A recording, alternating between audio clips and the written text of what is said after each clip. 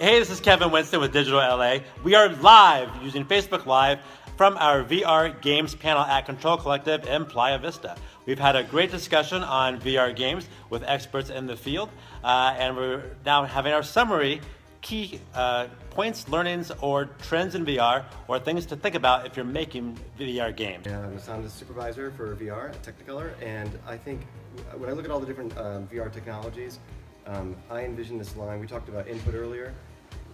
I see a future where we have natural speech recognition with advanced AI that allows, and some really sophisticated storytelling, to just on the fly have NPCs just really, and to give a pseudo social aspect to the games that's real and natural. That was very cool. Thanks, Victor. Eric. Hi, I'm Eric Shamlin, Managing Director of Seek Location.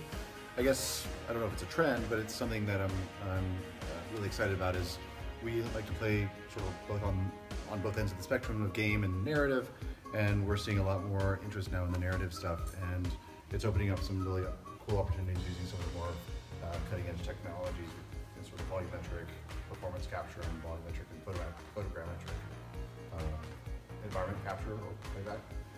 So really excited to see how we can tell stories in that. All right, thank you, Eric.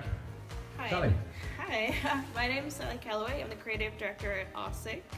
I guess my big trend or thing that I would really like to see happen is that if you're looking at making VR games particularly, that things like zombie shooters or robot shooters or all those sorts of things, like they're a dime a dozen. So if you really want to stand out, have a look at stuff that hasn't been done yet and be really creative and look outside the box when it comes to thematic things, input, different types of technologies that you can use, and different paradigms that you can really like exploit to make the most interesting thing possible.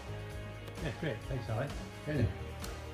Sure. I'm Daniel. I'm a lead engineer at Survios. I guess looking forward, I'd say VR interaction is king. It's the number one thing for gaining presence, and I hope all games feature on both interaction with the world as well as greater hand presence going forward. Hey, Penka.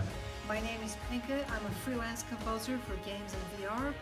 Let me press the pressure. I'm most interested to see deeply emotional VR experiences. They're very memorable, and I'm also very interested in storytelling in VR. Yeah, Adam. Hi, Adam Sullivan. I'm head of business legal affairs for Survios.